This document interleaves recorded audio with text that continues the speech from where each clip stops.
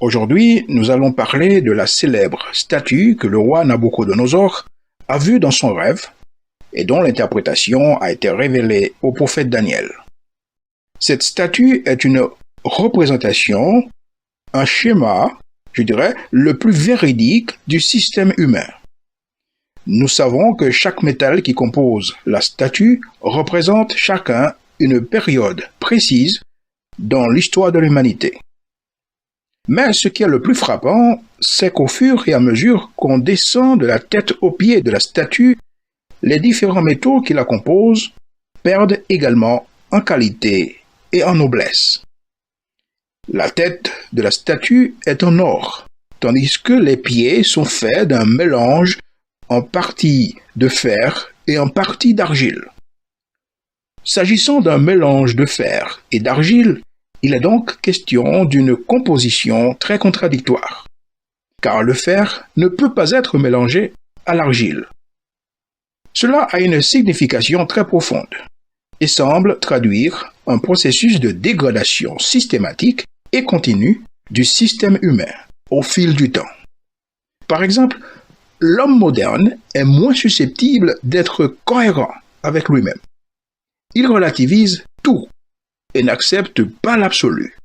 Il ne croit pas à la vérité et il ne croit pas en Dieu. Donc, bien que l'homme moderne ait progressé dans le domaine de la connaissance, de la culture et la science, cela ne signifie pas qu'aux yeux de Dieu, il est meilleur que ses grands-parents et ses arrière-grands-parents. Par ailleurs, les pieds de la statue sont une représentation caricaturale de l'époque actuelle, caractérisée par la contradiction, la manipulation, l'irrévérence, le manque de conscience morale et la déformation du concept du bien et du mal. Tout cela indique que Jésus doit venir, car l'humanité va de mal en pire. Mais la bonne nouvelle est que Jésus ne viendra plus comme un bébé, sinon en tant que roi des rois et seigneur des seigneurs, pour régner et mettre fin une fois pour toutes au mensonge, à la tromperie, à la manipulation, à la contradiction, à l'injustice et au péché. En raison d'une relation de cause à effet, notre civilisation est aujourd'hui devenue insoutenable.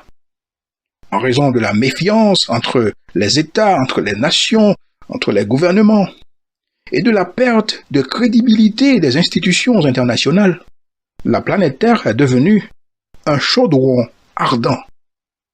Jésus lui-même avait dit de sa propre bouche, permettez-moi cette redondance, que dans les derniers jours, les conflits s'intensifieraient.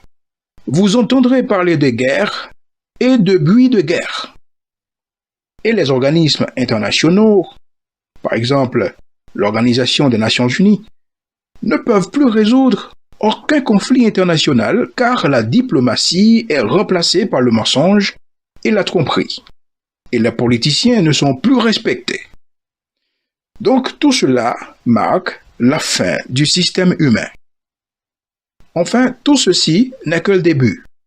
Le pire est encore à venir avec l'enlèvement de l'Église, c'est-à-dire après que Dieu a arraché les saints de cette terre pour les emmener au ciel afin qu'ils ne souffrent pas avec les impies, qui, malheureusement, génération après génération, se sont moqués de l'Évangile.